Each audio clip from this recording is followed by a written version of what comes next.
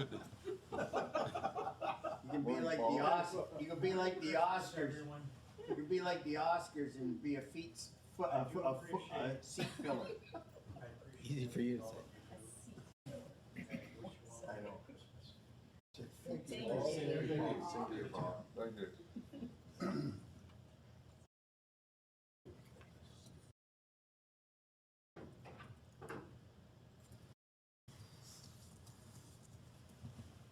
Here we go. You ready? Yeah. Oh, okay, thank you. Good morning, council, members of SLT, and the viewing public. I see we have quorum this morning, so I call this regular council meeting of Wednesday, December 20th into session. And now I ask all those that can, please rise for the playing of the national anthem.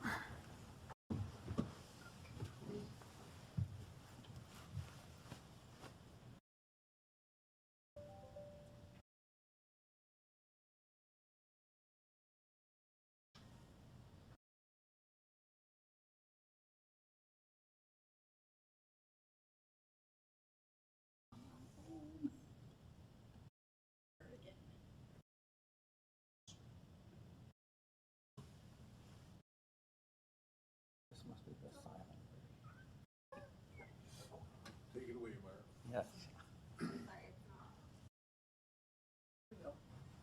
This is the hidden version.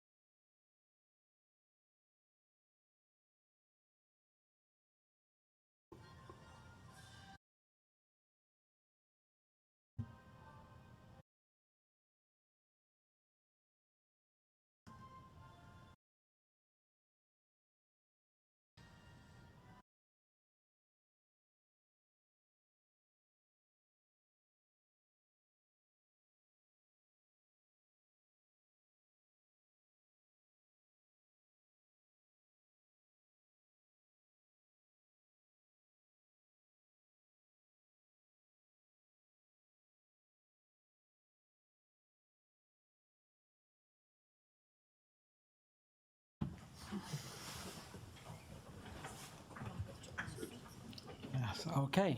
For a while there, I thought we were hearing Silent Night, but anyway. Next on the agenda is the land recognition statement, and this week, this meeting, we have Councillor Olson doing the honors. Thank you, Mr. Mayor. We begin this meeting by acknowledging the land on which we gather is the traditional territory of the Haudenosaunee and Anishinaabe peoples, many of whom continue to live and work here today. This territory is covered by the Upper Canada Treaties and is within the land protected by the Dish with One Spoon Wampum Agreement. Today, this gathering place is home to many First Nations, Métis, and Inuit peoples, and acknowledging reminds us that our great standard of living is directly related to the resources and friendship of Indigenous people. Thank you, Councillor. Before we move on to the item on the agenda, if I may, at Councillor's indulgence, I'd just like to comment that last weekend was the Fenwick Lions Parade. Went off without a hitch. It was great to see so many kids out there. Unfortunately, there were some councillors that had other business commitments. I just want to warn council that after seeing how Councillor Eckert distributed the amount of candy that he did, decided we may have to have a budget amendment. Anyway, moving on. Just final thing, it was a great time had by all, and of course, thank you to staff and the Lions for always making that such a great an event down in Fenwick. Excellent. I turn to the clerk. Thank you, Mr. Mayor. So moving to the approval of the agenda, I do have a motion moved by Councillor Hildebrand, seconded by Councillor Olson, that the agenda be amended to include a verbal report from Councillor Hildebrand and Councillor Kerr regarding the NPEI, and also a request to move item 11.1.3 to be heard prior to 7.1 due to budget considerations. Okay, thank you. Any discussion on the proposed amendments? Councillor Wink? Yes, I'd like to propose that we move 11.1.6 in front of the, just bear with me, in front of 7.1, because there are some ramifications in that report that pertains to the capital budget, and also it should be heard because that report also should be prior to us discussing user fees. Okay, thank you, Councillor. Duly noted by the clerk. So any discussion on any of those three amendments then? Okay, not seeing any. Call the vote. All those in favor? I see none opposed. Motion carries. Thank you, Mr. Mayor. So then I have a resolution, again moved by Councillor Hildebrand and Councillor Olson. Be it resolved that the agenda for the December 20th, 2023 regular meeting of council as amended be adopted. Okay, thank you. Any further discussion? Not seeing any. All those in favor? None opposed. Motion carries. Thank you, Mr. Mayor. Now moving to disclosure of pecuniary interests. Thank you. After viewing the agenda, does any councillor have a pecuniary interest or general nature thereof to declare?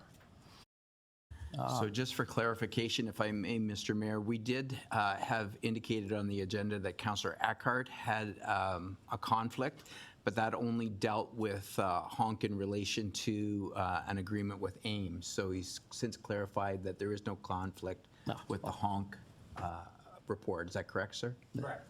Okay, thank you for that, Mr. Clerk. Thank you, Councillor. To the clerk.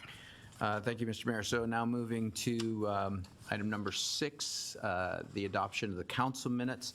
I have a motion moved by Councillor Eckhart and seconded by Councillor Kerr. Be it resolved that the following minutes be adopted as printed, circulated, and read. C-22/2023, the regular council meeting minutes of December 6, 2023. Thank you. After reading the minutes, does any councillor note any omissions or additions needed for these minutes? Not seeing any. Call the vote. All those in favor? Thank you. See none opposed. Motion carries. Thank you, Mr. Mayor. So now we'll move to the item that was numbered 11.1.3, user fee approval, corporate services, for discussion. Okay, thank you. I might have a motion here. I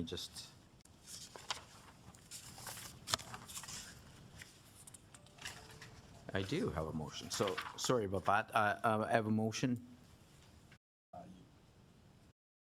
Sorry, you probably should have 11.1.6 before that because 11.1.6 prior. Should be dealt with before we look at the user fee schedule. Okay, thank you, Councillor Wink. So we can move to 11.1.6.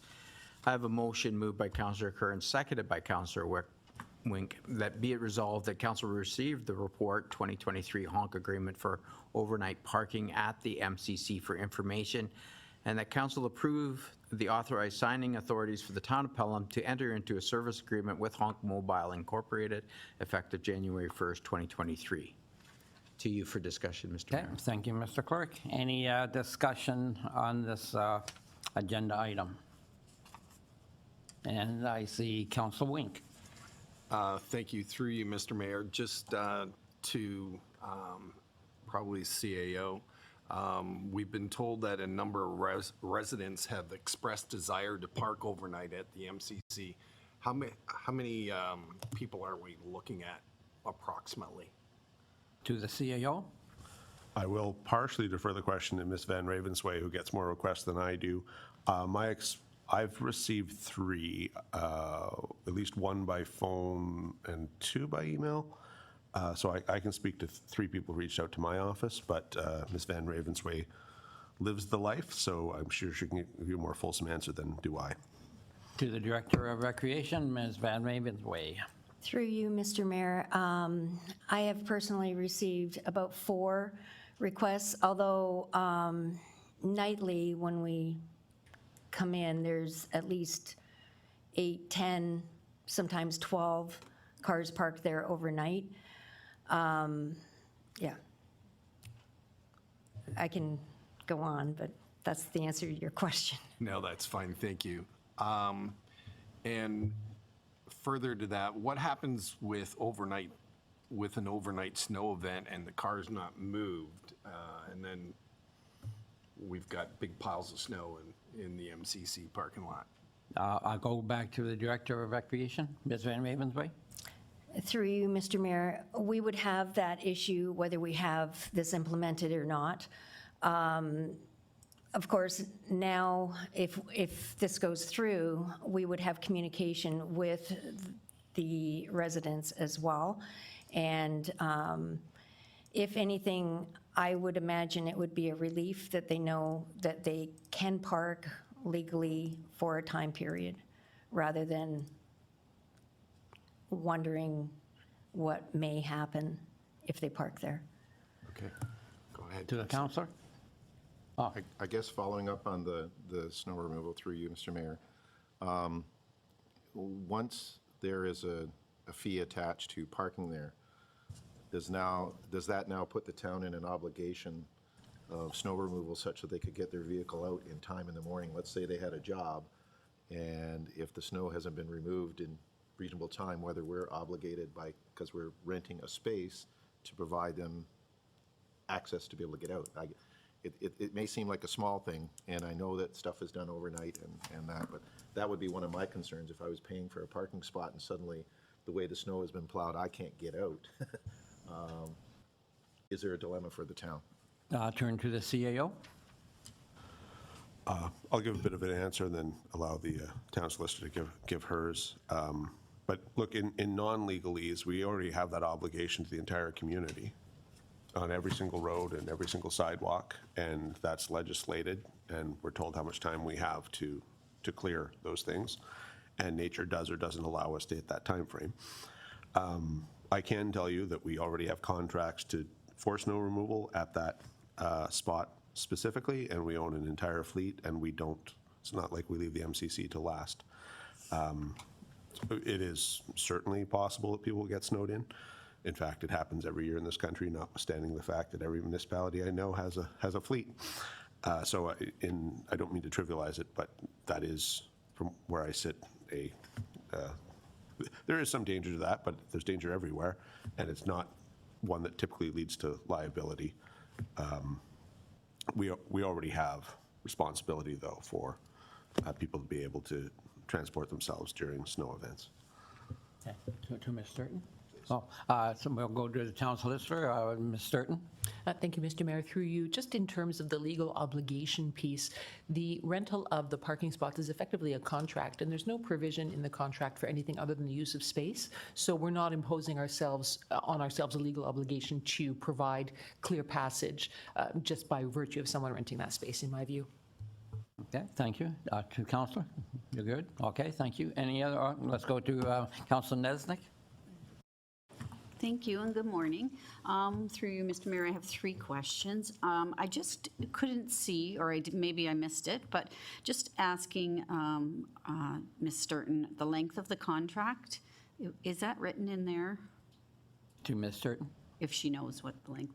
Through you, Mr. Mayor, to Councillor Nisnik, I believe that it is a sort of evergreen contract that automatically renews, but that there is I believe it's a 6-month termination notice. I may have that incorrect on this contract because I've looked at a number of contracts for the town lately. But if it is not in there, then there'll be a termination entitlement that would allow us to end it. Okay, thank you. And then just another question with regards to fees. So do we, it said there was a minimum per month, and then do we pay per transaction of parking, or what fees does the town have to pay in addition to the initial cost, Ms. Sturton? if there's any? I think through you, Mr. Mayor, I might defer that question to Mr. Siraj if he's able to answer it, as this was dealt with through that department.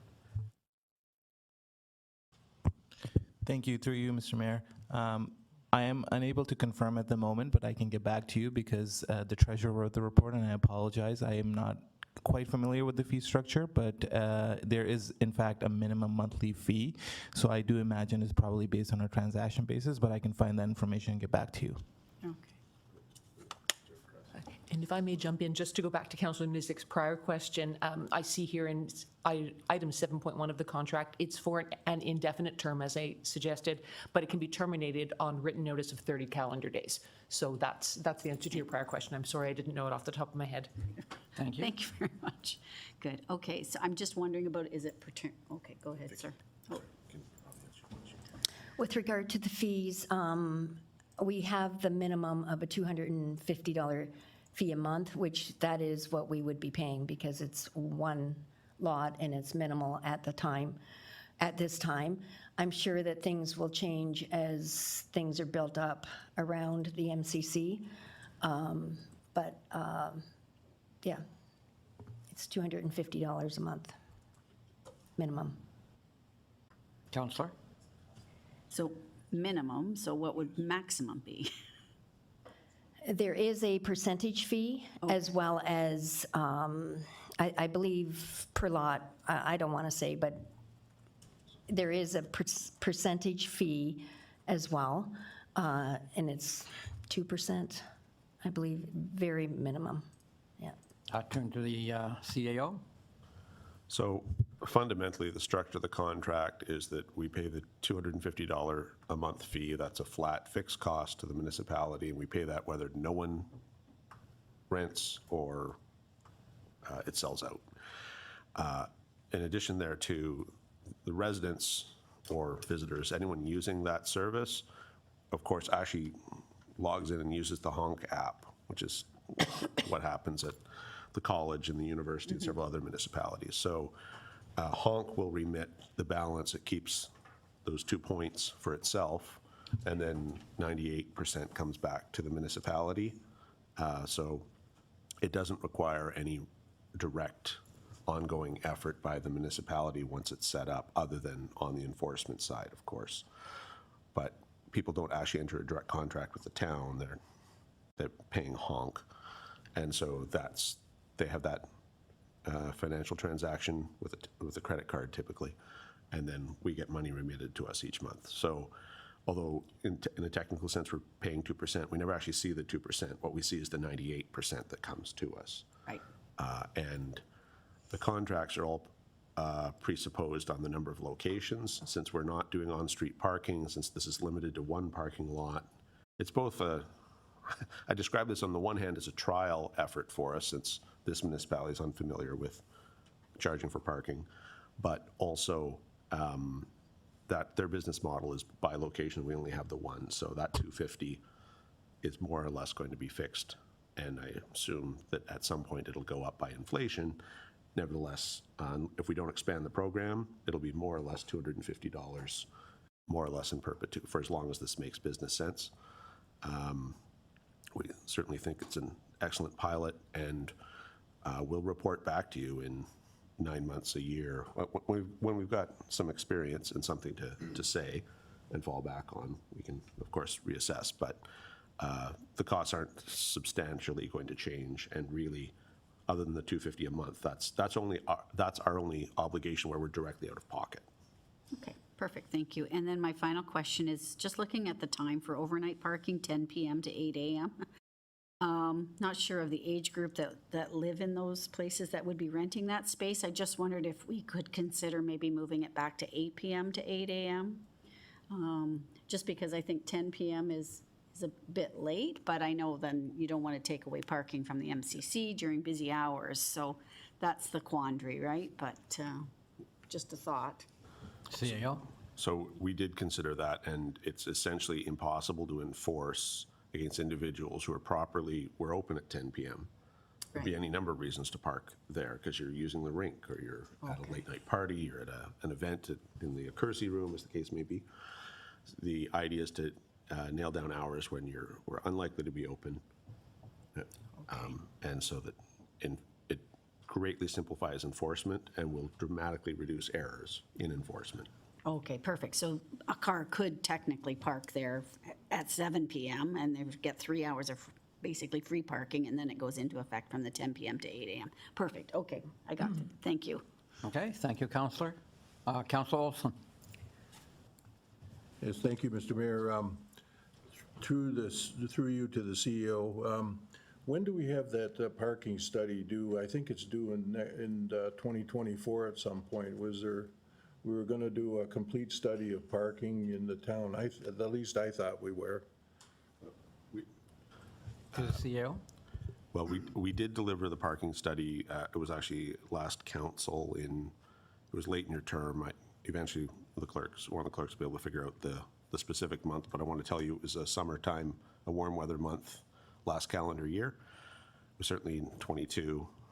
It was certainly a warm weather month. So although I can't give you the exact date, about a year and a half ago, and that was we don't have any master parking studies currently out. That one reviewed parking across town, and it was the basis ultimately for council's decision to provide additional parking to the shops at Fenwick, or Ridgeville, beg pardon, and to move forward with expanding the temporary parking lot, and to look at hours of use, and it became part of the impetus ultimately that leads to this report before you. But there are no outstanding parking studies of which I am aware. Those happen as a site-specific thing, sometimes through the planning process, but as far as master parking, we do already possess that document. Thank you, Mr. CEO. Back to you, Counselor. Yes, Mr. Mayor, I'm confused, I guess, and I could be wrong, but I thought we were going to be talking about the temporary spot at the MCC. Yes. And that's what I'm referring to. Maybe I'm referring to it in the wrong way, but that's what I thought we were going to hear. To the CEO? No, I'm sorry. I'm sure the confusion is mine, Councillor Olson, so I apologize. We are doing a series of open houses. Those are going to be advertised shortly. Our plan is do those in February into March, I want to say, and we've got a couple of dates for that process to try to get feedback from user groups and from residents, et cetera. So that is happening in Q1 next year, and then that will lead to a report likely in Q2 for this council to determine the fate of those lands, parking being one of the options, of course. Counselor?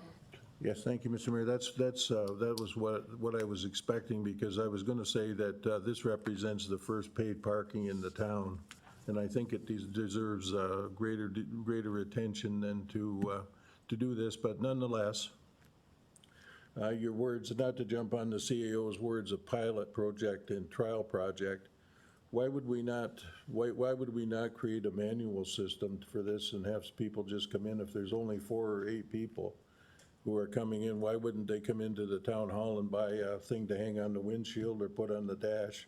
I don't think it makes a difference in enforcement, but I think it's a cheaper way of going, and it could be something that's done to test this out. And then when you make the manual system work, go to the automated system. That would be my suggestion. To the CEO? Well, respectfully, I think that's partially a moot point in that you've already directed us to sort of take that step. But if I'm wrong about that, my answer is user convenience. We don't know the entire population we're capturing. We're aware that people have approached us, so there are people who want to give us money in return for being able to park. So that's a population that exists. How many overnight visitors those people have, and as housing expands in the area, one assumes the demand for that will go up. But if you only need to park 2 or 3 nights a week, then you don't ever have to deal with civil service. You don't ever have to come in during our hours of operation.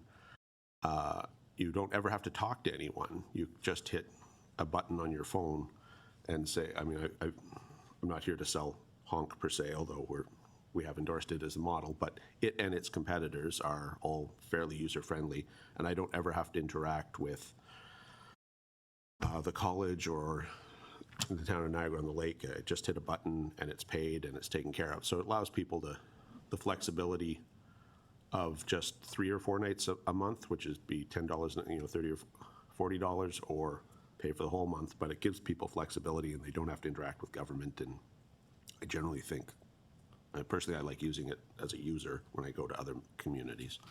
But so I hope that suffices. All I can say is because we have a 30-day opt-out, we think this is going to be very successful. Understand that we didn't bring it to you because we thought it would fail. But if we're wrong and it turns out that it's a bad experience, we have a 30-day window to get out and we could discontinue if it is a bad experience. So that's why I call it a trial.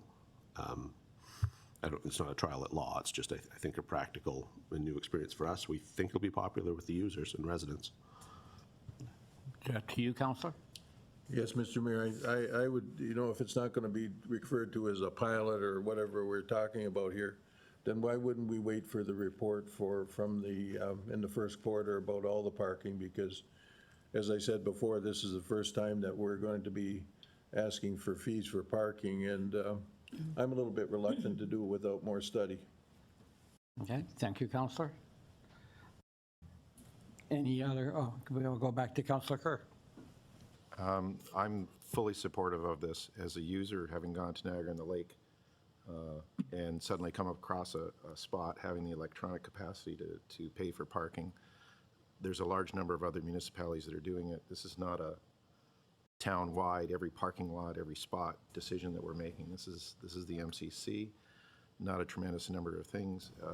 In chatting with other colleagues, the flexibility of it, if someone's visiting and wants a one-night, overnight parking spot that they don't have available to them, it's not necessarily those people directly adjacent to the MCC, but others, or a person that chooses to decide for safety reasons that they want to leave their vehicle behind, pay for a parking spot and go home. Those kind of things come into play. So I'm very much supportive, as I say, as a user, similar to the CAO. I think this is the right way to go. It's a start. It's not a massive thing for the town.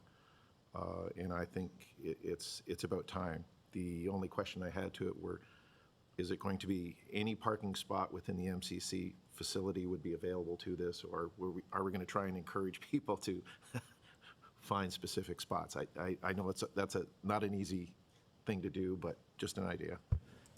I think that's a great question, Councillor. I'll go to back to Director of Recreation, Ms. Ravensway. Thank you, Mr. Mayor. No, it would be if wherever you can find a spot, you're welcome to park there. Yeah. Okay, yep, thank you, Councillor. With that being the case, we'll definitely have to look at making or ensuring that signage is up in a lot of places around the MCC, such that people will know this exists. Just the worst thing in the world is I didn't know. So I guess that's my only suggestion for it. Okay, thank you, Councillor. Councillor Eckert. Thank you, Mr. Mayor. I am in support of this. I think if we want this project to work, I think we have to make it as easy as possible for people. Most people have a cell phone. I've used this, I believe, at Brock University and other places. It's very simple once it was explained to me. My concern is in and around enforcement, and I guess this is going to go to the chief, whether there's been discussions. My concern is that if we have 4 or 5 people right now that are interested in parking, but according to our director, we have 10 or 12 vehicles in the lot on a regular basis. And if they're only there from 11 to 7, let's say, which is outside, I think, the normal business hours of bylaw, how do we enforce this? Is it going to be, obviously would be complaint generated, but you know, is it staff that's going to come into the MCC and see these vehicles parked there, and then who do they report to? And then, to me, I think it's a fine committing thing, so if by the time it gets to bylaw, if bylaw goes over there and the cars aren't there, nobody's getting charged. So what is our plan on enforcement of this? Because the people that are paying, Yeah. you know, they're going to say, well, what am I paying for if my neighbor's parking 2 cars there and he's never getting a ticket, so. Okay, so I see Ms. Van Ravensway? I would much rather we move in closed session to answer your question, which we certainly could do for either security, the law enforcement and security of the property both apply. Okay. So I'd ask that you consider a motion to move in camera. It'll only be for 3 or 4 minutes. Sorry, unless you have lots of follow-up questions. Yes. But we can provide you with a very candid answer. Okay. Otherwise, I would ask you to reconsider the last report where we made some reference to that in a public document, as you prefer. Okay. Councillor Eckert? I don't think there's a need to move into camera. I think I've planted the seed, and it appears to me that there have been discussions about this, so I don't see that there's a need to move into camera, and I'll withdraw those questions. No. Okay, very good. Thank you, Councillor. Any other questions? Councillor Hildebrand? Through you, Mr. Mayor. Yeah, I'm totally in favor of electronic monitoring of parking using honk. I think technology is the way to go. I use technology as much as I can, and it sure has benefited me a lot. So I'm in favor of this kind of application. Thank you. Okay, thank you. Councillor Olson?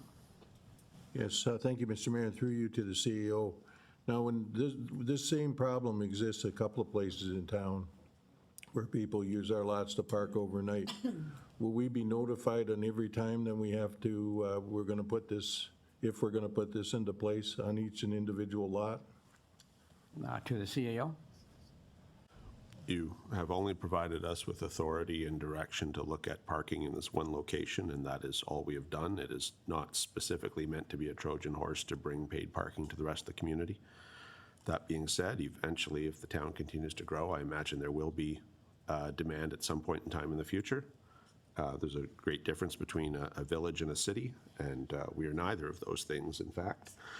But at this point in time, this report and initiative are solely limited to after-hours parking in the parking lot of the Meridian Community Center.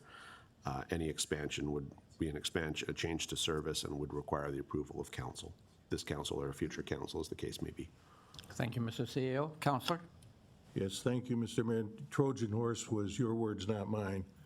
I'm going to be voting against this for sure, because I think it can wait for 6 months until we have the full study available. And so that I'll be voting against it, Mr. Mayor. Thank you. Okay, thank you, Councillor Olson. Any further discussion on this item? Not seeing any. I turn to the clerk. Yes, thank you. So we do have a motion moved and seconded. If there's no further discussion, you can proceed with the vote. Okay, excellent. Can you read it again, please? I can. Be it resolved that council receive the report, the honk agreement for overnight parking, and that council approve the authorized signing authorities for the town, enter into the service agreement with Honk Mobile, Inc., effective January 1st, 2024. Okay, thank you very much. Any further discussion? Not seeing any. All those in favor? Any opposed? Motion carries. Thank you. Thank you, Mr. Mayor. So now moving to item that was numbered 11.1.3. I have a motion moved by Councillor Wink and seconded by Councillor Kerr. Be it resolved that council receive report 2023-0265, 2024 user fees and charges report for information, and that council receives the report, user fees and charges, and gives consideration to adopting the bylaw 71-2023 later in the agenda. Okay, thank you. Comments? Councillor Hildebrand. Through you, Mr. Mayor. These are my comments related to a meeting I had with the CAO, the director, and some staff and myself. And I'd like to thank them, first of all, for providing me the opportunity of going over this in detail. but it has to do specifically with the Recreation Department fees and charges. I think it's worth exploring the potential of distinguishing between resident and non-resident usage fees for the MCC, which is entirely supported at this present time by the local tax dollar by our residents. I think it's also worth considering whether the town should continue to offer discounts for seniors or whether it makes more sense to simply have rates applied to children and adult rates.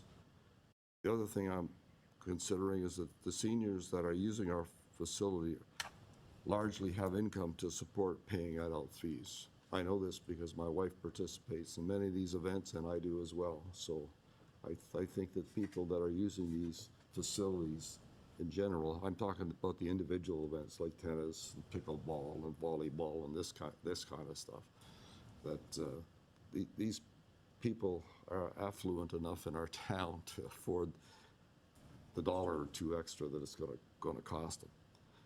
The other thing I'd like reviewed is, because I'm on the U.S. Working Committee, is that staff should review the underlying hydro utility usage and related fees for outdoor facilities associated to lighting.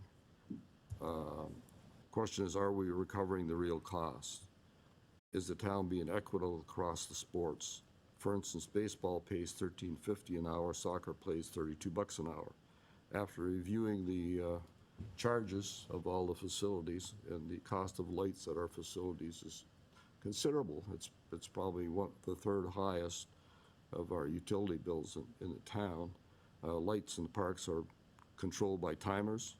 And for instance, in 2022, I don't have 23 data, but the Harold Black Ballpark concession, the charges were $2,054, and the soccer utility charges were $629. That's why I'm asking them to take another look at this disparity between different organizations and what they get charged for soccer lights. I'm also aware from this meeting that there was a staff report on the MCC facility usage coming somewhere around March of '24. And we'd like to see an in-depth business case analysis of the fees associated with the RCW programming included in the report, or as a separate report, but on the same agenda. And I'm either prepared to bring a motion or just provide direction as council deems necessary on this subject. Thank you, Mr. Mayor. Okay. Possibly the director now could make some comments as well, because Okay. she's got some exciting plans coming up for January the 1st. Thank you. Before I go to the director, if I may just make one comment, we have to realize that, yes, the average income of this town is $146. That means that there's a lot of people on top of that, but let's remember that there's a lot of people below that. And I sure would hate to see this council take any action that would exclude 10 or 20% of the population from using our facilities. So I realize that we have a high average, but let's keep in mind that there's a lot of people below that average. I'd just like to point that out. And will now return to the Director of Recreation, Ms. Van Ravensway. Through you, Mr. Mayor. Yes, we did have a meeting this week regarding our proposed fees and charges, and it was a wonderful discussion. We are looking at, as Councillor Hildebrand indicated, we are looking at the 2023 utility bills for the summer rates, and we will review them, and we may come back with a proposed new rates for 2025. With regard to programming at the MCC, we will be implementing a whole avenue of additional programming, as well as we do have a membership that we offer now for drop-in programs. You will see in the user fees and charges schedule that we have increased that fee to $100, and we have also included Shinny in that, which we have never had a membership for the ice activities. But this is a request we've had from the Shinny players, so that will also be implemented. The advantage to offering the memberships is the tap process, and many times everyone seems to arrive at the exact time, and we have lineups. So it's a quick way of processing the players. What else? One thing I did want to indicate to council, it is important that the fees that we have for the summer registrations, baseball, soccer, for rentals, as well as summer ice, those registrations are starting early in the new year. By February, you already have soccer registrations, ball registrations. So it's important that the organizations know how much they're charging or how much they will be charged for fields and diamonds prior to their, setting their fees and rates. Yes. If there's any further information? I'll We will. turn to Councilor Hildebrand. Yeah. That's excellent. We're not changing anything right now. Basically, we're asking for a study. I think that's the bottom answer. Okay, yep, thank you. Anything? Nope, I'll go to Councilor Kirk. Through you, Mr. Mayor, I fully support Councillor Hildebrand's suggestions for review. And part of this comes back to people refer, and it was made in a prior meeting, of the fact that the Meridian Center is the jewel of the peninsula that draws everyone from around the peninsula, but the bulk of its existence falls to 7,500 ratepayers in the town of Pelham to keep that machine operating.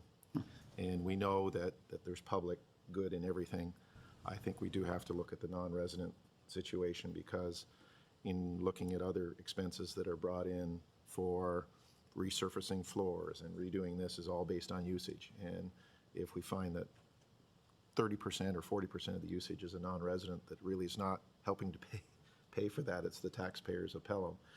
To be honest, I'd like to have a benefit of being a ratepayer in the town of Pelham, of using the facility, compared to someone else who's not fully supporting the facility. Yes, there are user fees and things, but I think it's something worthwhile to look at and investigate. It's not an uncommon practice in a large number of areas to have differential pricing based on resident status. When you go into the city of Toronto, when you go into the city of Hamilton, they do have that for a variety of things. It's not great amounts, but I think in this era, every little bit helps. So thank you, Mr. Mayor. Okay, thank you, Councilor. Councilor Olson? Yes, thank you, Mr. Mayor. I think I could bring myself to support something with a non-resident fee myself. I wouldn't be supportive of anything that impacts youth, because we've got some terrific sports associations in the town. And I wouldn't want to put any more impediments and barriers than they already have. They're doing a great job for us. And my third level would be seniors, because this whole thing about the pandemic and COVID, and we've had lessons to be learned about loneliness and isolation. And I think that the Recreation Committee, your department, has done a terrific job of coming up with new programs that are interesting to people. So that would be my position, I think, in the future if it came back. Okay, thank you. Any further discussion? Councilor Eckert? Thank you, Mr. Mayor. I am generally in support of Councillor Hildebrand's request. I think we're not springing this on anyone at the last minute to impact soccer or baseball associations, so that have already set their fee structures for this year perhaps, and now they have to go back and say, well, we want more money. So the whole idea of this is to get a report in. It may well be that it's not a good idea to increase the fees for seniors and that sort of thing, but let's find out. And so that's why I'm in support of this. And especially if we're looking at pushing this out to perhaps 2025, not this year.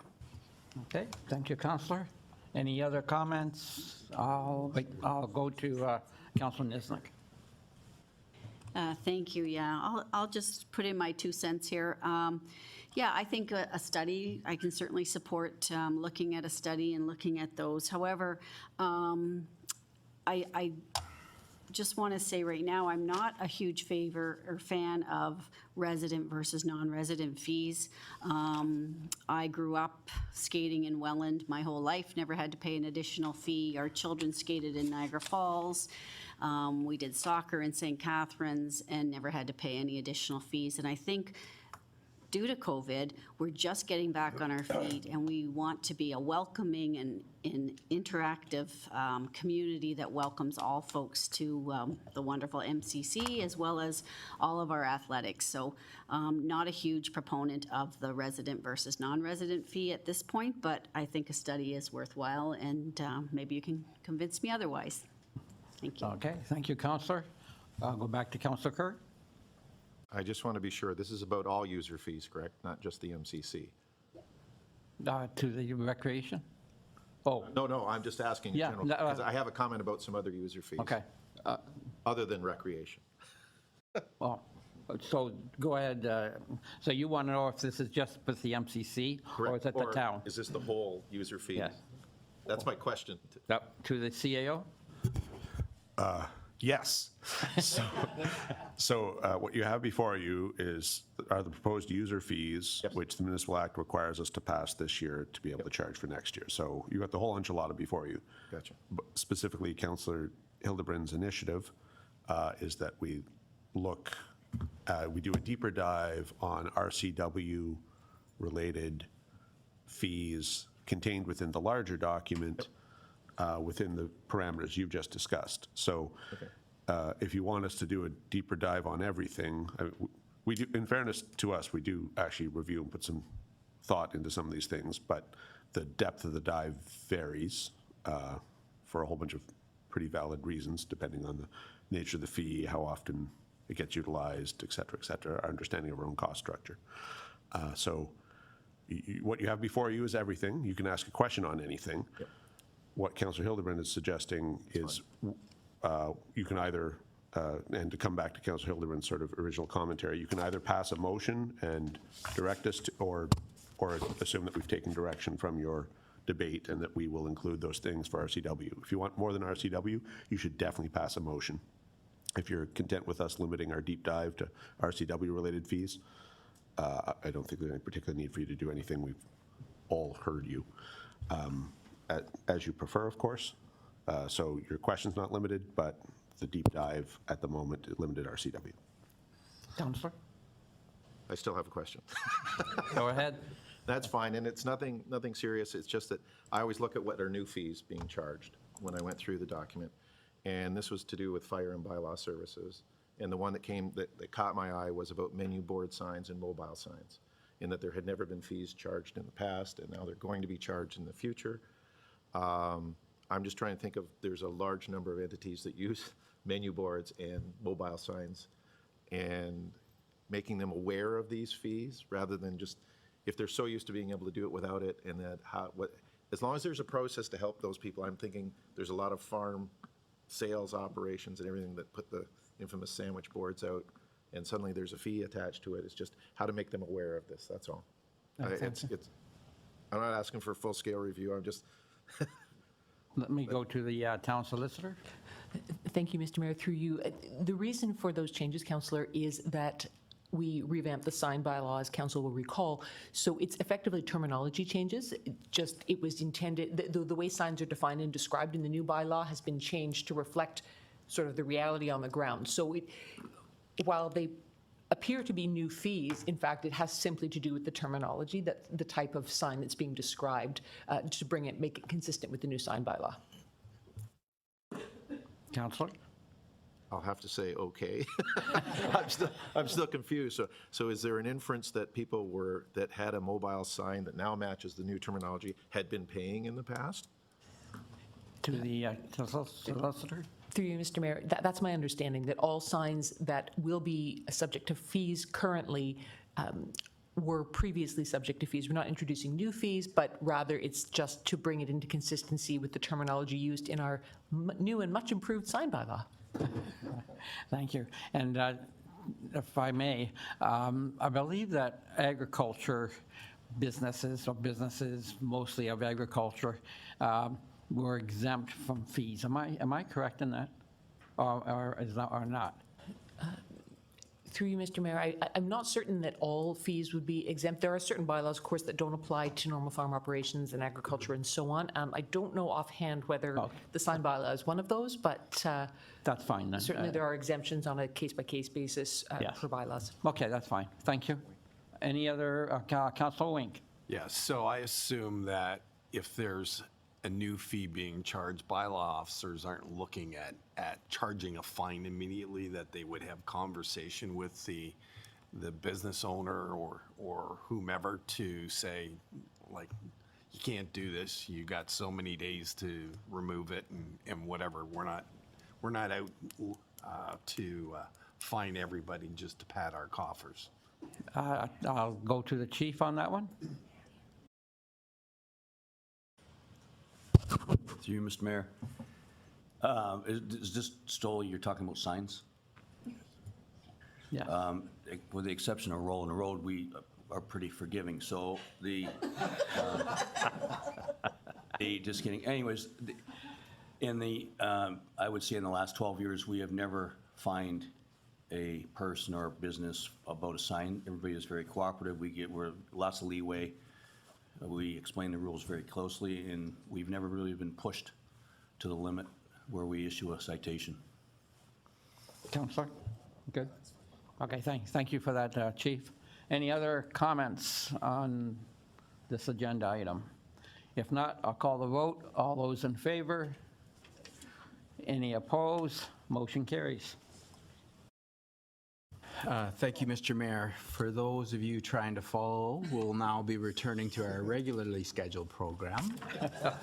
And we'll be moving to item 7.1 on the agenda. So I have a motion moved by Councillor Kerr and seconded by Councillor Wink.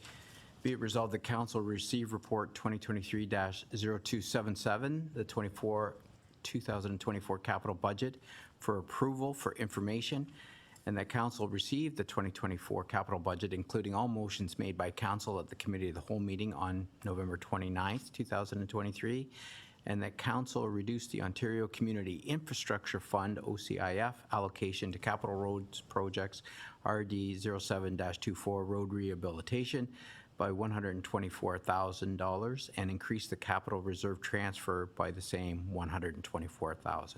To you for discussion, Mr. Mayor. Thank you. Any discussion on this item? Councilor Hildebrand. Through you, Mr. Mayor. And we had another meeting. There you go. And we had a meeting with the Director of Public Works, the manager, our mayor, our Councillor Olson, and myself with regards to page 58 and 59 of the capital budget, which is a $300,000 expenditure on stormwater ponds. We wanted to clearly define the capital budget request for $300,000 because it's just one item, $1. And what we went back to is the three documents that were reviewed. The consultant's report, the staff report, and obviously the capital budget request here. The staff report for 2024 that we got had 4 ponds being addressed, 3 at Lookout to have the clay liner design done, $40,000 each, and Timber Creek stormwater pond sediment removal. That was the staff report that we got. The consultant's report, we looked at those ponds, and we looked at the 3 ponds in the Lookout area, and we concluded that the consultant's report did not provide enough detail to require a redesign of the clay liner at this present time. So that was 3 times $40,000 that we decided would not be spent there. Now, with regards to the second item, which was the sediment removal at the Timber Creek stormwater pond, the town has never done this before. This is the first time at it. And the budget breakdown that the department provided of 300,000 was just a budget allocation, we found out, per year that they put in the budget. So it wasn't, there was no details provided because we've never done it before, and that's not something they had any information from past work. So basically, the meeting was summarized on this, that the engineering design for stormwater ponds needed to be updated. There was going to be an educational program for the residents and possible signage around the pond to be placed in order to reduce the problem we have that the residents have is the extreme smell coming from the pond. That's really the residents' concern. The smell is horrendous during the summertime when the weather gets warm. And we want to make sure that when we do whatever we're going to do, it totally addresses that problem, just other than just removing the sediment. The budget for $300,000 is to be kept in the capital budget and identified as Timber Creek. And the director said we're going to be provided with detailed progress to council during the process to keep us up to date as to where we are and how the program is proceeding with the stormwater pond at the Timber Creek location. So that's just a clarification of the $300,000 expenditure request that I will be approving. Okay. Thank you, Councilor Hildebrand. If I may go to Mr. Cook, any comments on, you weren't at that meeting, so it's kind of, it'll be a new endeavor for your, for Public Works, getting into these ponds, of which we have several. Any comments you'd like to add? Just trying to put you on the spot. Through the mayor, I can pass this off to the manager of engineering who's on the call. I'm happy to put that on him if he has any further comment. That would be great. Okay, thank you. Well, one thing I was thinking of, and of course, as we go down this road, and I don't know if we want to get into that, but in some of the farm communities, they actually install windmills that pump air into the water, and that's supposed to keep, and that will keep it from any odor from arising, keeps it from getting stale. I don't know, I didn't ask those consultants that we had that report from if they've ever installed that in a stormwater pond anywhere in the province. I know it ends up being one more thing that can be vandalized, one more thing you got to keep working. Maybe it'll be something that we can look at down the road if indeed this action still keeps that pond giving us complaints on odor. Maybe that will be, it's relatively a cheap fix if that is what's down the road required. Sure, thank you.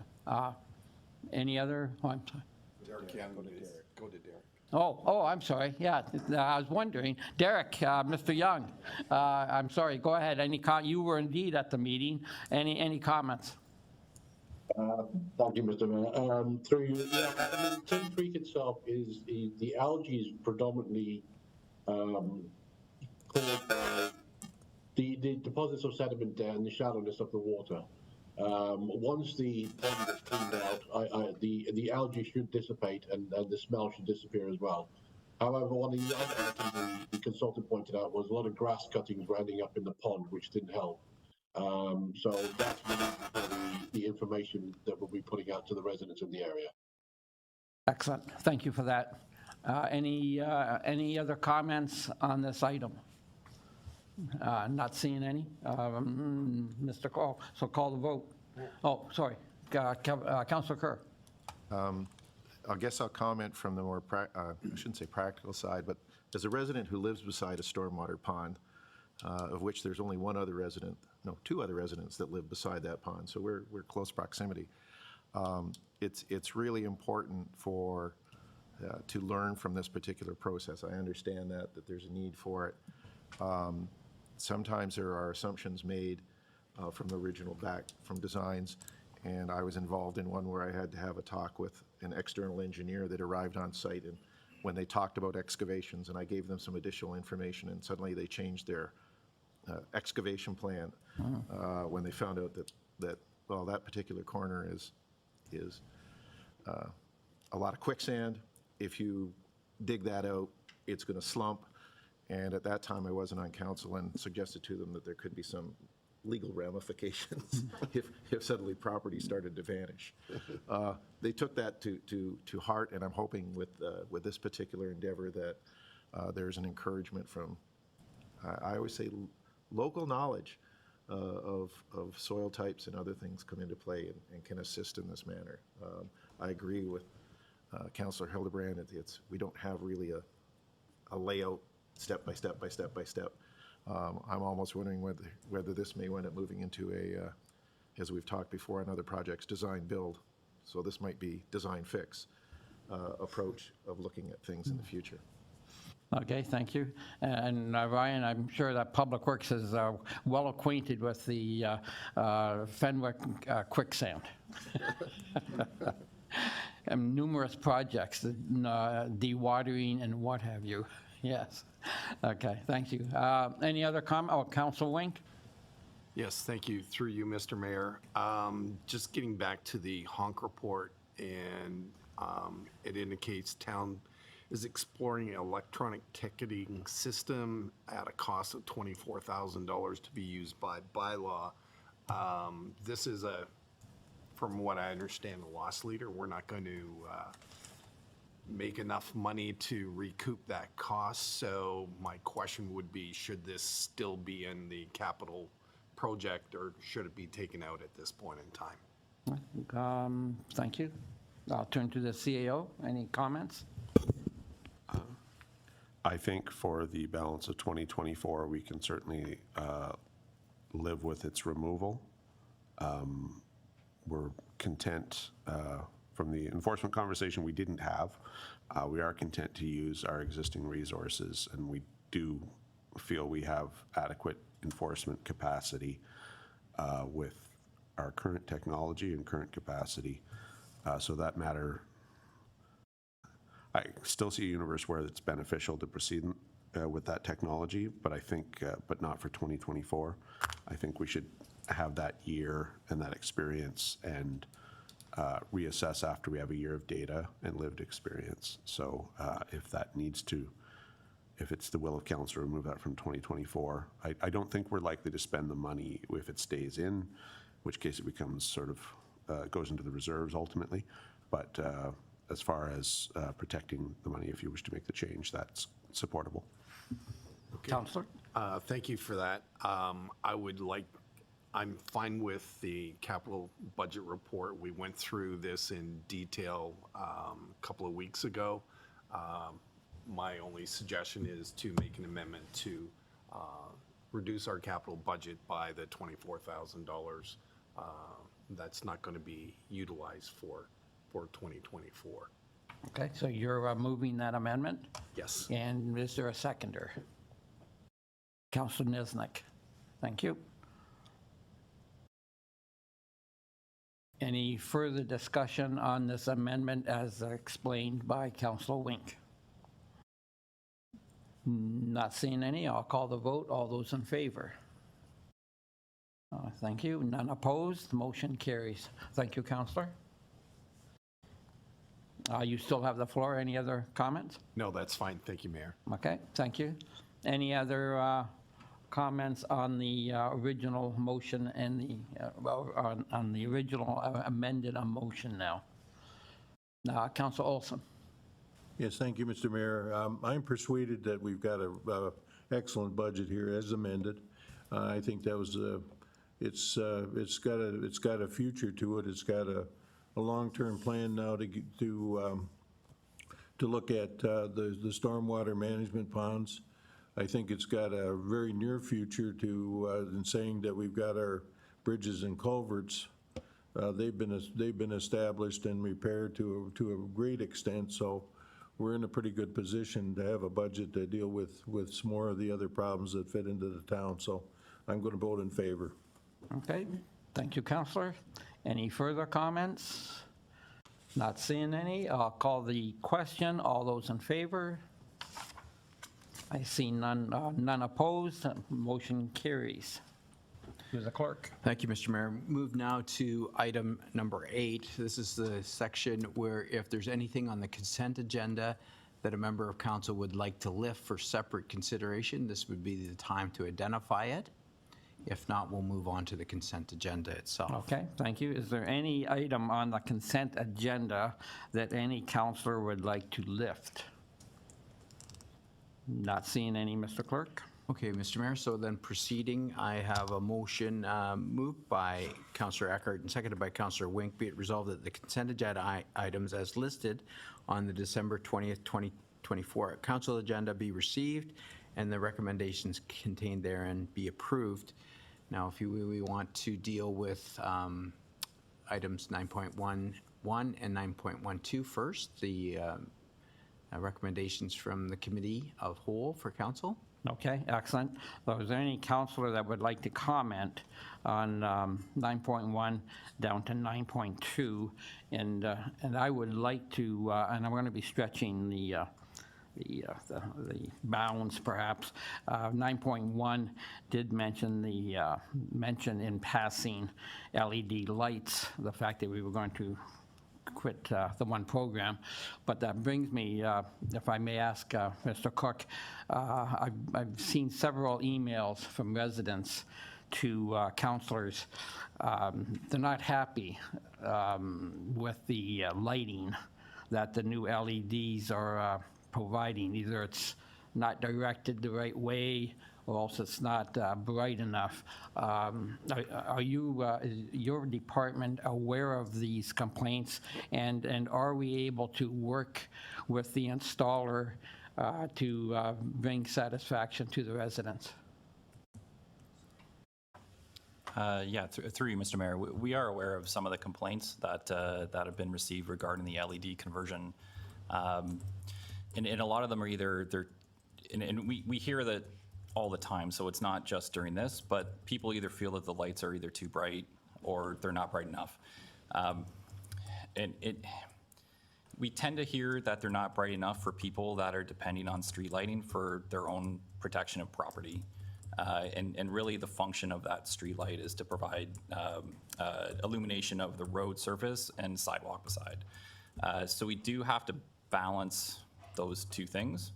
And so we've reached out to the LED provider to ask if there is a way of increasing light in some certain areas.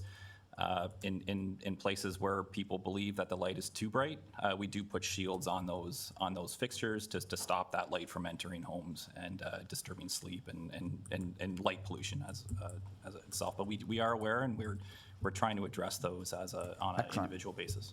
I appreciate that. Thank you very much. Again, I'll go back. Any other councillor have comments on 9.1, 9.2 inclusive? Not seen any, Mr. Clerk. So then, Mr. Mayor, perhaps we can move to 9.2 itself, and those are the minutes from those said meetings, November 29th and December 13th. If there's any errors, omissions, or corrections that council members have identified. After viewing those minutes, any councillor have any comments on the aforementioned minutes? Not seeing any, Mr. Clerk.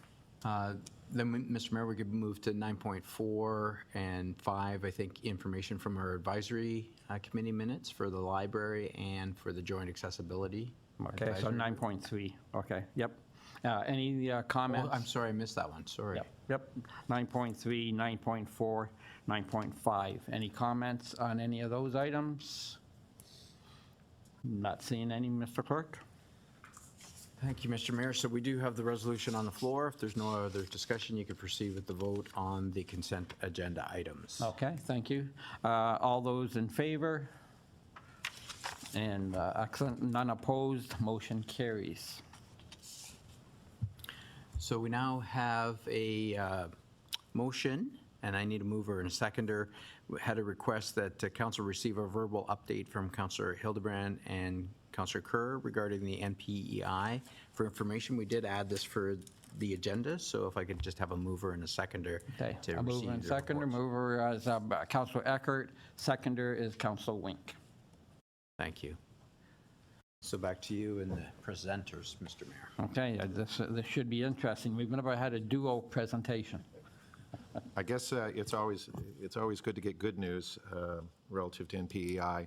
A letter was sent to the CAO, the mayor, and to all of us, but it only came by email yesterday to me in informal status from the manager at NPEI.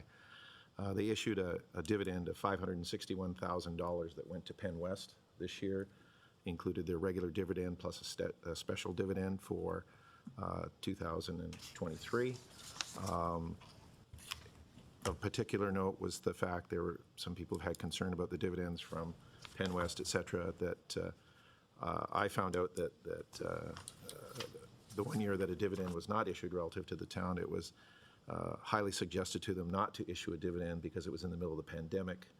And they were told from the OEB that this would not look particularly well to be issuing dividends when everyone else was tightening their belts.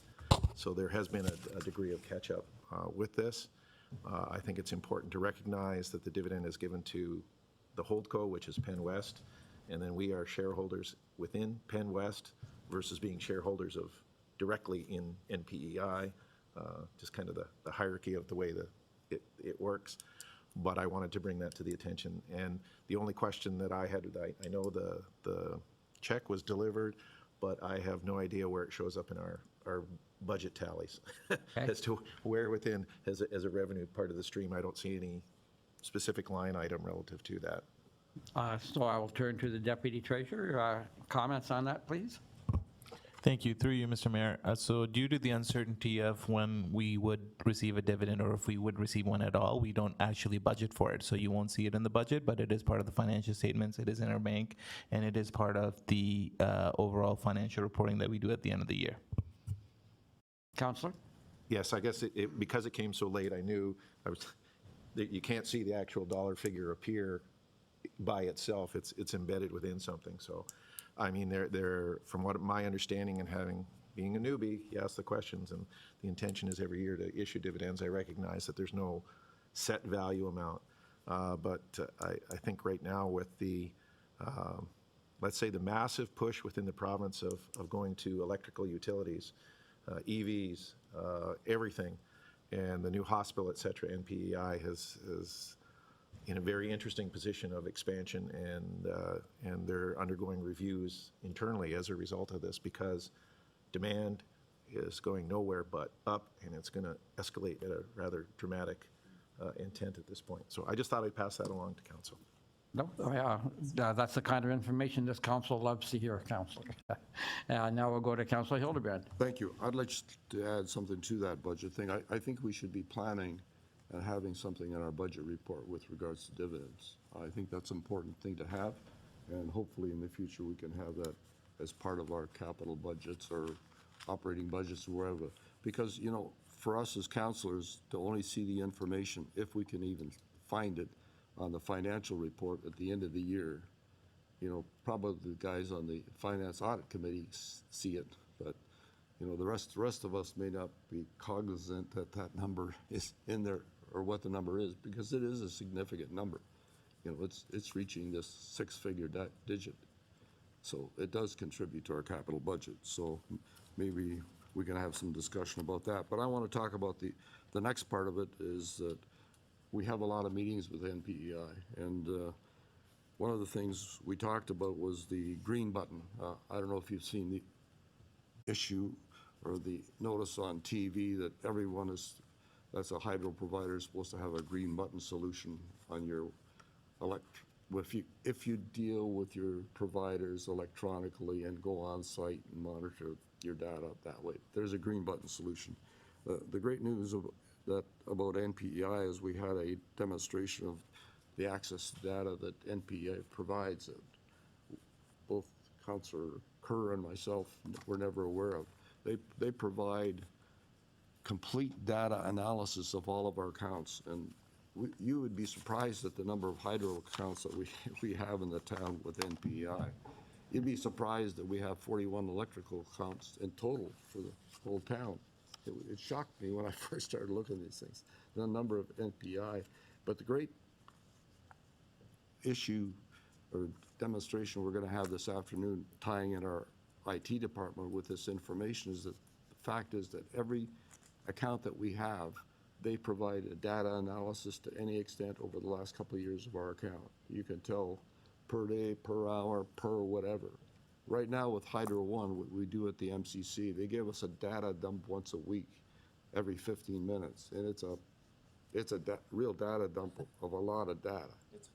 It is a dump.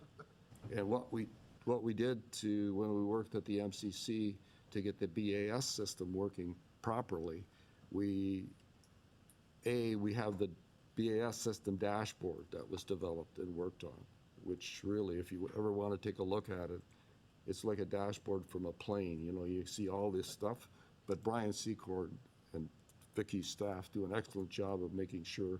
And every week, the IT department takes this data through a program and puts it in a graph form, which staff get and Councilor Olson and I get. So we know from the start of the operation of the MCC till today on that facility what our electrical usage is and our pattern. And every time we did a BAS adjustment during this process of optimizing the electricity usage, we actually used that data dump, which gives you 15-minute segments of all the KVA and KWH hours. We use that to analyze, okay, if the operator did this, we changed this, what would it do to our electricity usage? And it's like driving a car. You know, if you've got my Toyota has this green button that shows me when I'm driving economically. So if you don't drive with my wife, you see the green button all the time. That's just the way it is, you know. I try and encourage conservatives, and she's trying to get there whenever quick as she can.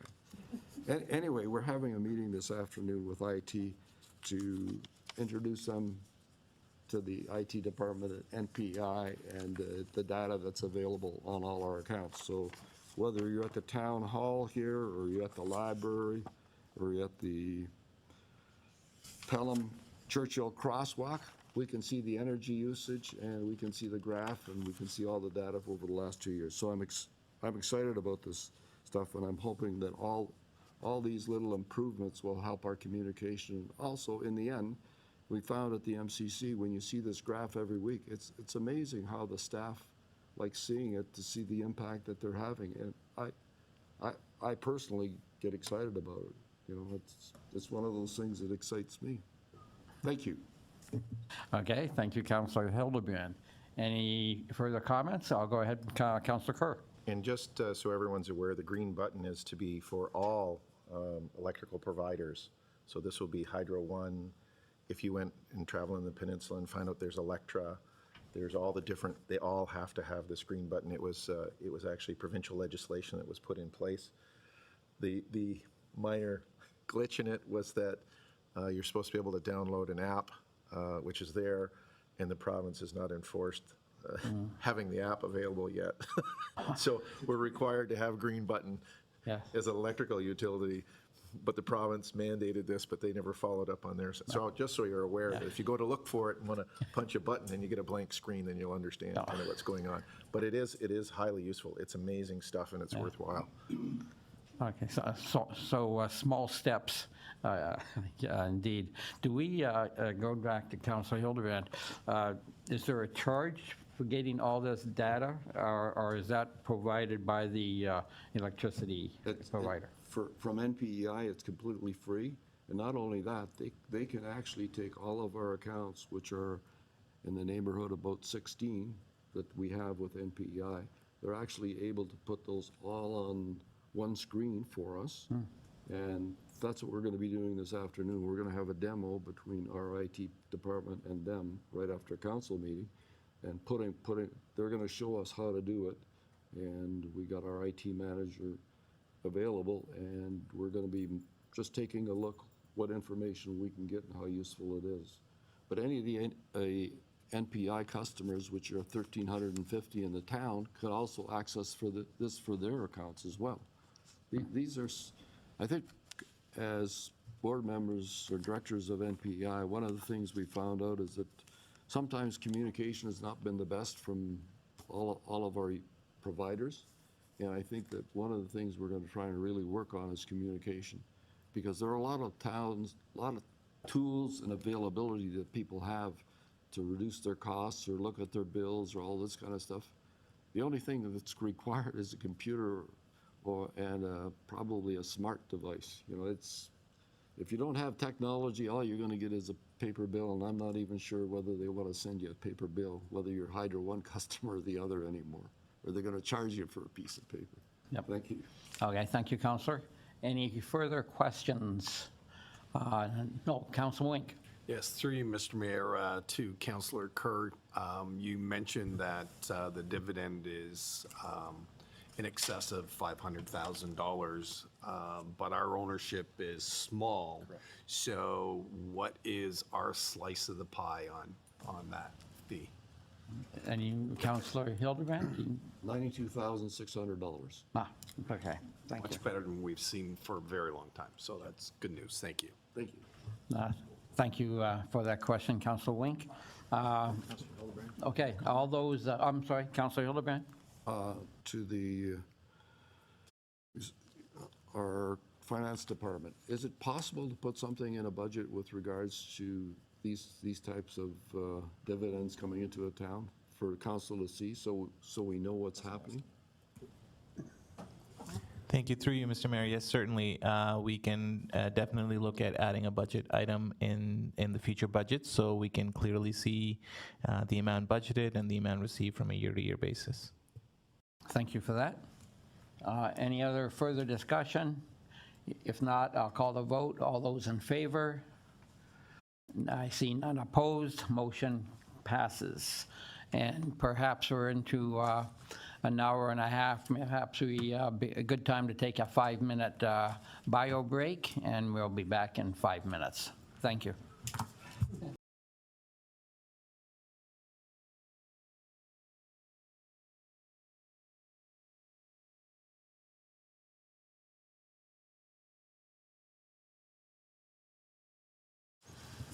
Okay, Council, we will now get back into the meeting, and I turn to the clerk. Thank you, Mr. Mayor. So moving now to item 11.1.1. I have a motion moved by Councillor Niznik and seconded by Councillor Eckhart.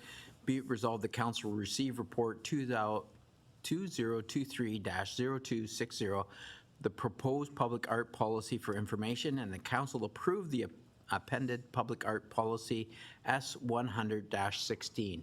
To you for discussion, Mr. Mayor. Thank you. Any discussion? Turn to Councillor Olson.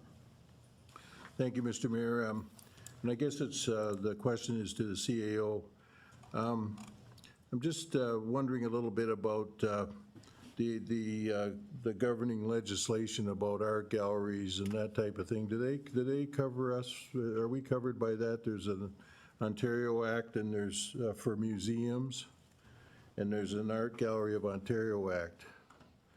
And I'm more specifically wondering about things like disposal, because when you collect things, usually there's a disposal feature as well. I'm just wondering about that. To the CAO? I can speak to deascensioning, which is the hoity-toity legal term for art galleries and museums when they get rid of pieces of their collection that no longer fit with their mandate. Some legal work I've done. I'm not aware of any particular statute that governs how we operate in a cultural sense. And essentially, at the time, the town has, relative to its size and certainly relative to its history, this municipality owns virtually no cultural assets. It's a very, very modest collection. So I don't know that we have a corporate policy on deascensioning, but certainly, assuming we do end up going forward with this proposed public art policy, and then do end up increasing our holdings, that's certainly a piece that will follow as night follows day. It'll just be a necessary part of our corporate infrastructure. At this point in time, though, we don't have a lot on paper in any way, shape, or form. Sorry, that's too harsh. We obviously have our strategic documents about the future of recreation and culture, two of which this council has received this calendar year and endorsed this calendar year. That being said, we're not particularly vigorous in the area around art in particular, and so, which is why this policy's on the agenda at this point in time, try to setting ourselves up for success in the future. I don't believe, I'll defer to the town solicitor, but I'm both by personal interest and by occupation have been involved in 3 other municipalities that do operate both museums and art galleries, and I'm unaware of any piece of legislation that isn't institution-specific, i.e. that would apply to the town of Pelham. But if Ms. Sturton knows of something I don't, I will be in no way surprised, because she knows lots of things I don't. So any comments on this, Ms. Sturton? Thank you, Mr. Mayor. Through you, I can confirm that the Copyright Act has been addressed within the context of the public art policy, and I concur with the CAO that most pieces of provincial legislation with respect to art galleries and museums are institution-specific. For instance, the Art Gallery of Ontario Act that Councillor Olson referenced is specific to the Art Gallery of Ontario. There's a Royal Ontario Museum Act, which is specific to the ROM. So the disposal provisions in the policy as it exists are very similar to those found in other municipalities as well. So to my knowledge, there's nothing that's being ignored or contravened by proceeding as drafted. Thank you. Councillor?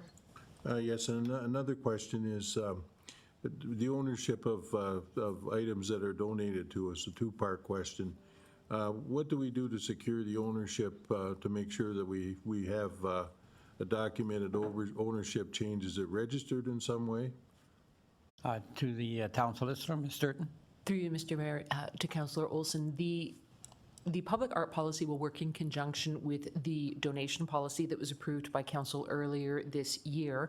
And the intention is that in both cases, whether it's an acquisition or a donation of a piece of public art, there will be a formal agreement that is satisfactory to the town solicitor that will ensure that all ownership interests are transferred. The donation policy specifically provides for the transfer of all right, title, interest, that sort of thing of any donated item, which would also apply in the context of the public art policy, which does actually reference the donation policy as well. So the two work dovetail together, excuse me, quite nicely to confirm that ownership will be formally transferred by way of a written and executed agreement before the acquisition takes place, before the donation is completed, whatever the circumstance may be. To the councillor? Yes, thank you, Mr. Mayor. I'll try and make this short. And what about, I didn't see reference to artificial intelligence, work created through artificial intelligence, and I didn't see a mention of valuation for under the Income Tax Act. Go ahead, please. Thank you, Mr. Mayor. Through you. So in terms of artificial intelligence, I think we've addressed that through the definition artist and artistic work, insofar as it requires an original creation. I don't know whether Mr. Cook or anybody from the committee might have further comments about the discussions around AI, if any, because I was not part of the committee. And I've forgotten the second part of the question. Can you remind me? It was really another question. It was valuation under the Income Tax Act for gifts in kind.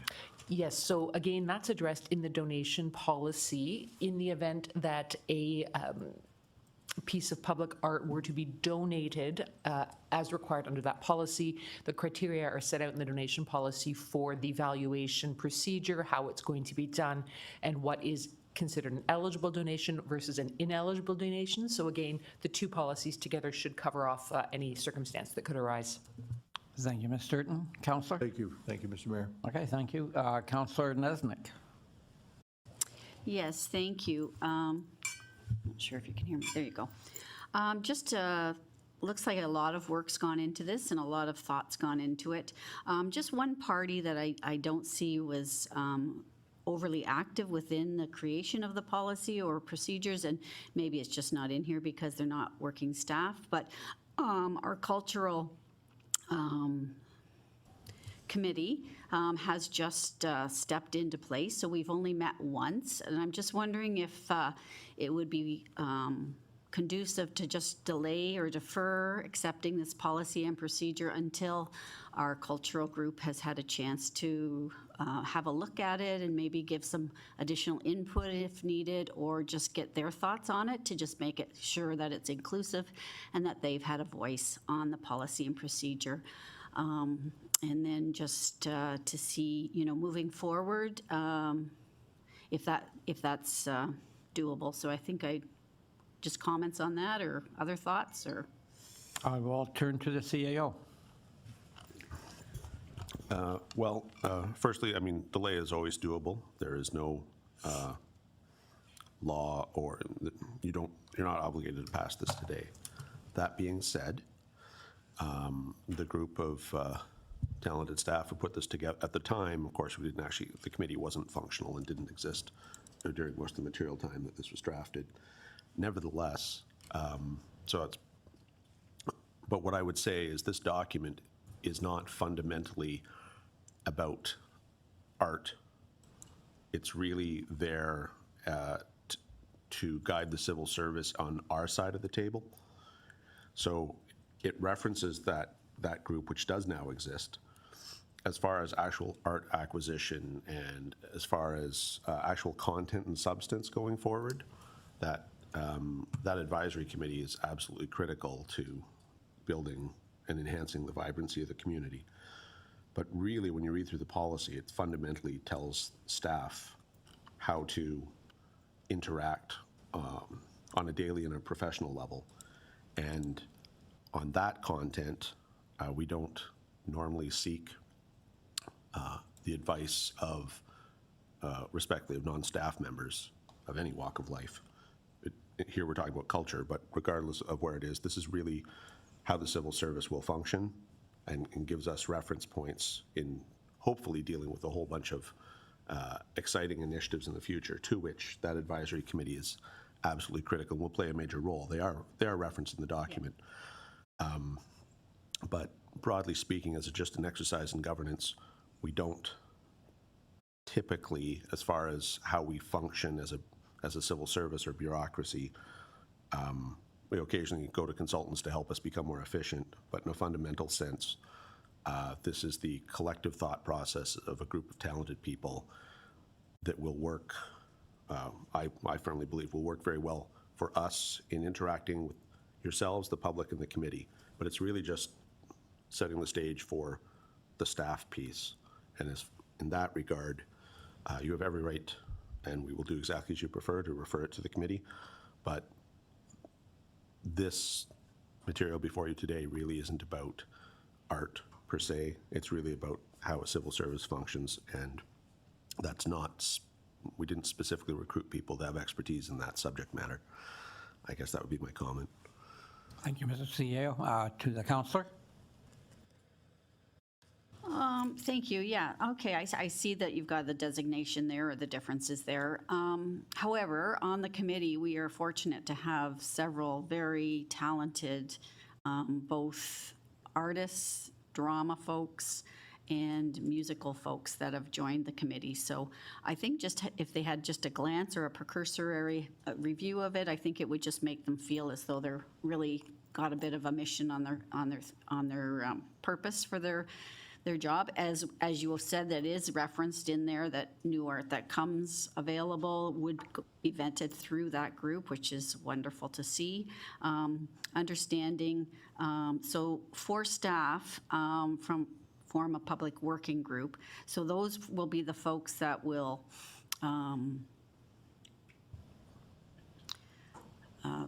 participate in the selection and then follow this procedure. Is that what the question is for that? Is that what that's my question, I guess. We've got 4 staff. Is that overload for staff? I'm just concerned. Staff are very busy and on, they've got a lot of pots in the fire or sticks in the fire. I just wonder if that's almost, a lot of work for our staff. So just wondering, public art is important and we want to have that, but we also want to make sure our yards are cleaned and those sorts of things. So just wondering if that's going to put an undue pressure on our staff moving forward. To the CAO? I'll answer in part, but then I'd like to turn the microphone over to Mr. Cook or Ms. Leach, as both of whom were on the team that created this document.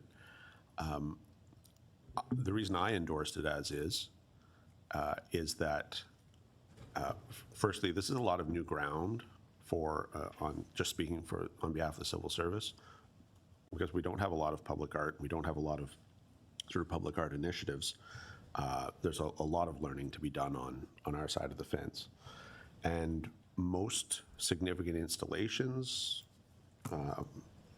require people from the culture department, require people from public works. The process often requires someone from clerks. There can be a planning component if we're talking about a park or some sort of special feature that's coming along as part of a plan of subdivision. So in fact, it actually hits, significant initiatives hit almost every department within the corporation. And there's often a financial component as well with respect to corporate services. So really it's, other than sort of, and it's conceivable that the fire department gets involved, frankly. So you're right, it is a large number of people, but done well. And of course, we have a dedicated, the staff looked at other municipalities and tried to bring in their best practices. I'll stop talking so that someone else can answer to that. But I thought it made sense from my perspective, because I think we want to set ourselves up for success. I think there's going to be a lot of work and movement in this area in the next few years. And the bigger the tent, the more capable we'll be, is I guess my perspective. Perhaps I can hand it over to someone who helped draft the document. Yeah, thank you, Mr. CAO. Thanks. Mr. Cook, I believe the fingers are pointing to you. I get that a lot. Through the mayor, I'll speak for the group itself, but there's at least two other people in this room that helped create the actual document, as well as the town solicitor that really helped out with the policy side. When we took a look at the procedural, the procedures really is staff. That's really for staff. I added it just so that you'd be aware that we do have a staff side of this, as well as the policy itself. With regards to the number of staff that would form the working group, we originally discussed, I think it was a lot more. Just if you think about how many departments that public art could possibly touch, how we do the installations facilities, how where that the plan is could be RCW or our beautification team, and new subdivisions and new plans for things as planning. So it takes a lot of people to start to determine what we're going to do and where we're going to do it, and we have to bring in as many people with that expertise to then vet what can actually be done in a safe manner on municipal property. So we chiseled it down to 4 staff, and the reason we picked 4, when there's a call for artists through an RFP process, you generally need about 3 people to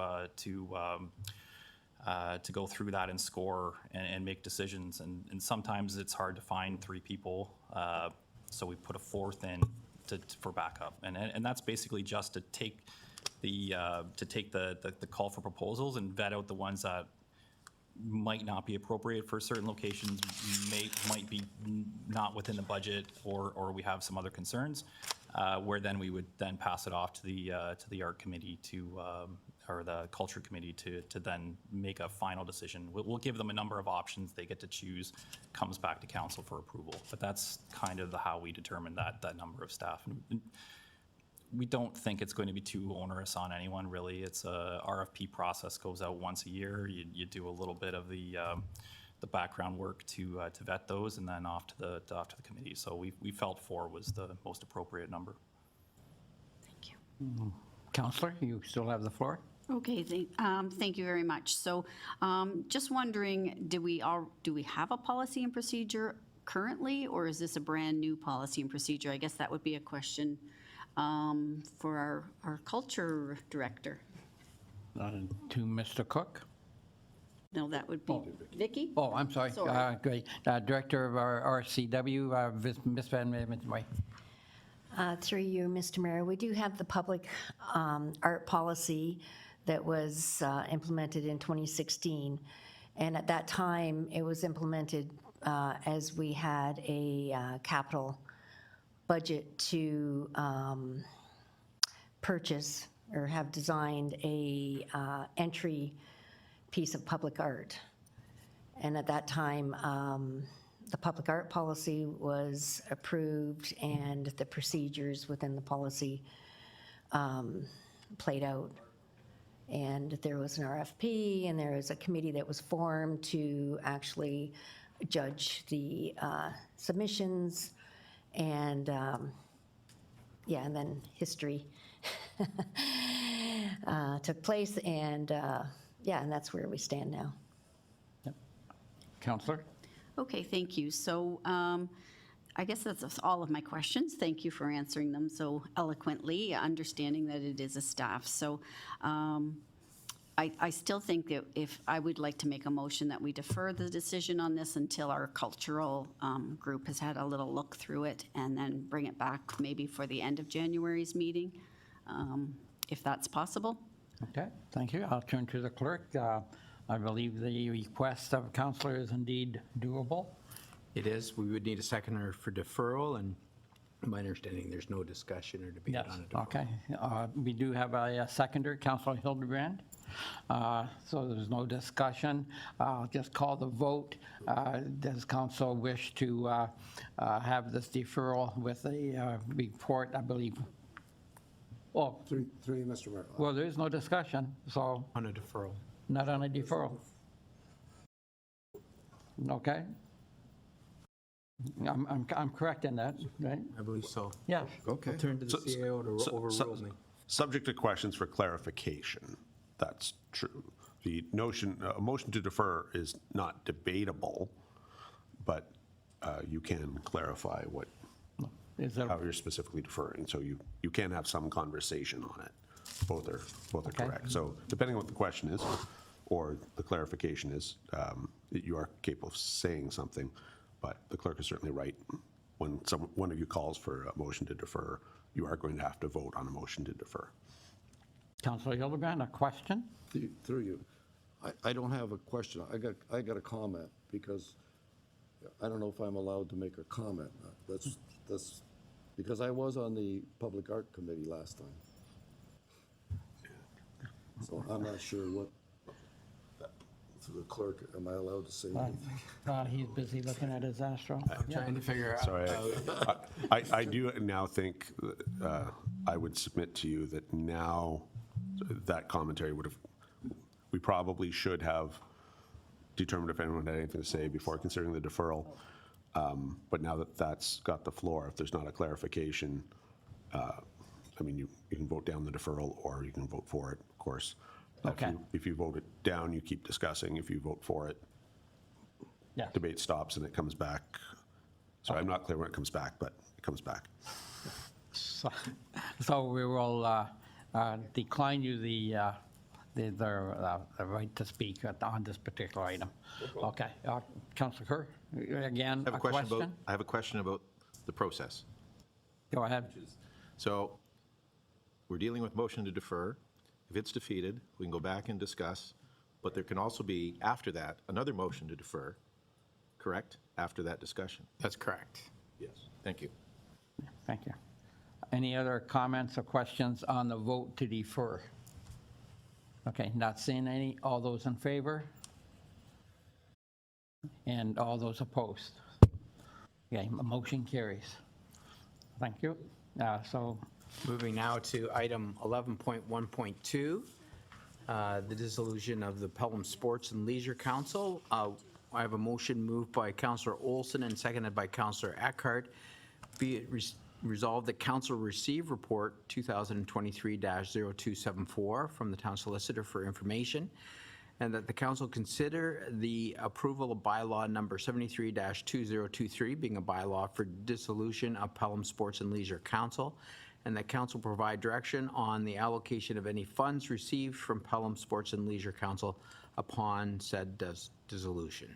to you, Mr. Mayor, for Okay, discussion. thank you. Any discussion on this item? Dissolution of Pelham Sports and Leisure Council. Don't see any hands, Mr. Clerk. So- We'll call the vote. Call the vote. Okay, call the vote. All those in favor? I see none opposed. Motion carries. Thank you, Mr. Mayor. Now moving to item 11.14. I have a motion moved by Councillor Wink and seconded by Councillor Eckhart. Be it resolved, the council received the report 2023-0271, the demand loan payment and establishment of a debt repayment reserve for information, and the council approved the full payment of the demand loan in the amount of $777,777.89, sorry.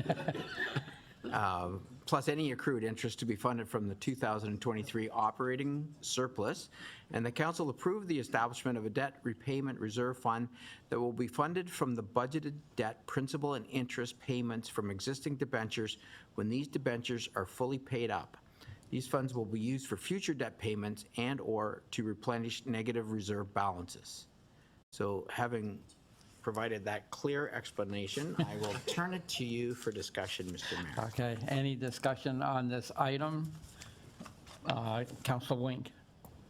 Yes, with regard to the report, I've been looking at this for the last couple of years and saying, why the heck do we have a demand loan when we've got a bunch of cash sitting in the bank? The interest on the demand loan is almost roughly 1.8% more than what we can get interest on a loan or on deposits. So it doesn't make any sense whatsoever to keep on carrying this demand loan that's been sitting there for quite a number of years.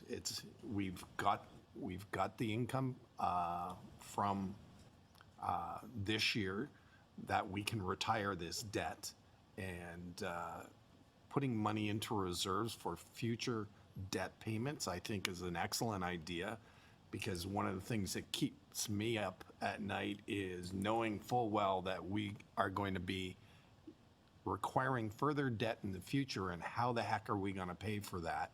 I think this is a great option for us to take advantage of. Thank you, Councillor. Councillor Olson? Yes, thank you, Mr. Mayor. My question is about the 89 cents. No, I want to turn to table 2, which is on the report, which is a report that I'm greatly influenced by, and it shows the around 10.8% for interest in 2024, and that's a terrific accomplishment, and I think it's a great accomplishment. And it's a good thing to have goals like this to remove the short-term debt, because it makes sense for the staff to work towards this. Now, we set a budget, we say what we have to spend, then somebody goes and spends the money. And we're fortunate that we have a staff that follows the budget and comes in with surpluses. So we're starting to see the benefits of the policies that were set in 2018. We're starting to see the real benefit of it now. I agree with Councillor Wink that there's definitely going to be a time in the future, and I think it's, from the indications I've seen, it's 2027 that our capital gets stretched to the limit once again, but it's better to be in a position we're getting into that when we come to address the upcoming issues than be where we were in 2018, or even worse in 2021. So I appreciate the work of staff in this, because this is very worthwhile. Thank you. Thank you, Councillor. Any other comments? I would just like to say again that, yes, it's staff that has worked diligently with us, but it's also this council that has kept a constant eye on our debt load, and especially what's coming down the road and how it's going to be affecting the town as such. So I think council, the last 2 councils, deserves a lot of credit for keeping our eye on the finances and slowly but surely getting us back on the road to financial stability. So, excellent. Without seeing any other comments, all those in favor? And I don't see any opposed. Motion carries. Thank you. Moving now to item 11.1.5. I have a motion moved by Councillor Kerr and seconded by Councillor Niznik. Be it resolved that Council receive report 2023-0272 Corporate Services for Information, and the Council approve the Town of Pelham Water and Wastewater Financial Plan, OREG 453-07, for the period January 1st, 2024 to December 31st, 2029. Okay, thank you. Any comments, questions on this report? Not seeing any. I will call the question. All those in favor? Any opposed? Motion carries. So that ends our staff reports for this session, Mr. Mayor. We'll now move to presentation of bylaws, since we don't have any unfinished business or new business or notice of motions.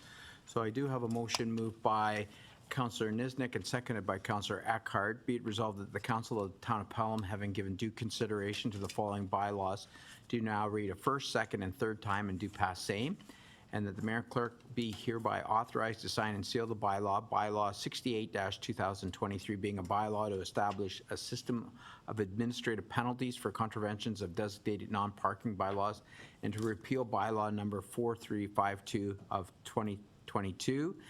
Bylaw 69-2023, being a bylaw to establish a system of administrative penalties for contraventions of designated bylaws respecting traffic and the parking, standing, or stopping of vehicles, and to repeal bylaw number 4353 of 2022. Bylaw 70-2023, being a bylaw to amend various bylaws designated under bylaw number 68-2023, being an administrative penalties process bylaw for non-parking of bylaws and various bylaws designated under bylaw number 69-2023, being the administrative penalties process bylaw for traffic and parking bylaws. For bylaw 71-2023, being a bylaw to amend bylaw number 3728 of 2016 to establish the 2024 fees and charges to be collected by the Corporation of the Town of Pelham, and to repeal bylaw number 4504 of 2023 as amended, and bylaw 73-2023 being a bylaw for the dissolution of the Pelham Sports and Leisure Council. To you, Mr. Mayor. Thank you, Mr. Clerk. After viewing, is any discussion on this item on the three bylaws? Not seeing any. I'll call the question. All those in favor? Any opposed? And motion carries. Thank you, Mr. Mayor. So we now have a resolution to consider to move in camera for a closed session. I have a motion moved by Councillor Hildebrand, seconded by Councillor Olson. Be it resolved that the next portion of the meeting be closed to the public in order to consider a matter under Section 239(2) of the Municipal Act as follows. Personal matters about an identifiable individual, including municipal employees, and labor relations or employee negotiations. We have one item, the CAO performance review. Okay, thank you. All those in favor? None opposed? We will be moving in camera.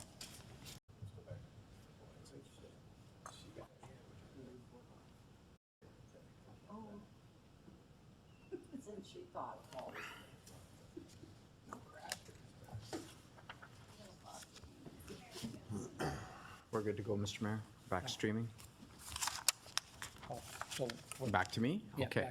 back to the clerk. So I do have a motion moved by Councillor Olson and seconded by Councillor Niznik. Be it resolved that the council adjourn the in-camera session, and the council do now rise with a report, and that the CAO be and is hereby authorized to undertake the directions provided during the in-camera meeting of December 20th, 2023. Oh, thank you. Any further discussion? Not seeing any. All in favor? See none opposed. Motion carries. Thank you, Mr. Mayor. So now moving to the confirmatory bylaw, I have a motion moved by Councillor Hildebrand, seconded by Councillor Wink. Be it resolved that the following bylaw be read a first, second, and third time and passed, being bylaw number 74, 2023, to adopt, ratify, and confirm the proceedings of council for the town of Pelham at its regular meeting held this 20th day of December 2023. Thank you. Any further discussion? Not seeing any. All those in favor? None opposed. Motion carries. Thank you, Mr. Mayor. The adjournment, I have a motion moved by Councillor Olson and seconded by Councillor Hildebrand. Be it resolved that this regular meeting of council be adjourned until the next regular meeting of council, now scheduled for January 10th, 2024 at 9 a.m. Excellent. All those in favor? I see none opposed. This meeting is done.